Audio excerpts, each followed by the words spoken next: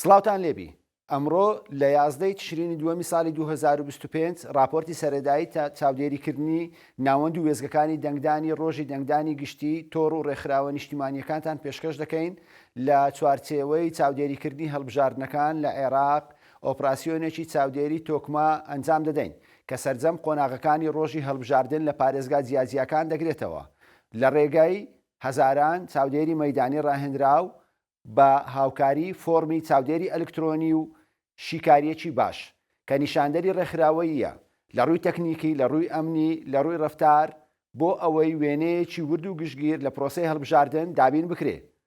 شیکاری سەرەتایی فۆرمی چاودێری بۆکردنەوەی بنکەی وێزگەکانی دەنگدان بەم شێوەی خوارەوەیە.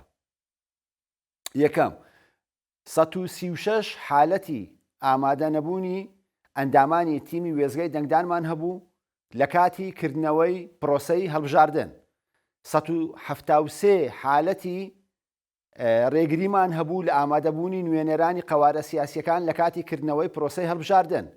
181 حالەتی ڕێگری لە چوونە ژوورەوەی چاودێرانی ڕێکخراوەکانی کۆمەڵی مەدیانیمان هەبوو لە کاتی ئەنجامدانی پرۆسەی هەڵبژاردن. 412 حالەتی پێشکەش نەکردنی ڕوون بۆ زانیاریەکان لەلایەن تیمەکانی وێزگەکانی هەڵبژاردنمان هەبوو. 240 کردنەوەی بنکەی دەنگدانمان لە کاتی دیاریکراوی خۆی کە سەعات 7 بەیانیە دواکەوتن. 133 کێشەی تەکنیکی پەیوەست بە ئامێرەکانی پشتڕاستکردنەوە و خێراکردنی ئەنجامەکانمان هەبوو.